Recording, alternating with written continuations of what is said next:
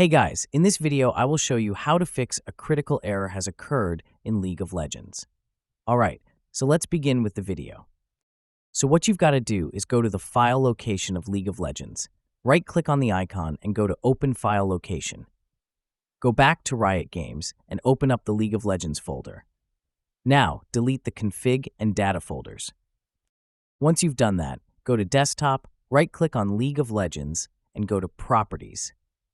Under the Compatibility tab, make sure these two options are checked. If the game doesn't even try to run after this, try disabling Run Program as an administrator, and then hit Apply. Now we're not done yet. What we've got to do now is run League of Legends. What the game is doing now is re-downloading those two files that we deleted.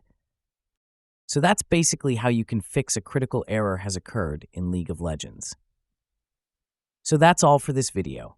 Consider subscribing if you find it helpful, and I'll catch you in the next one. Thanks.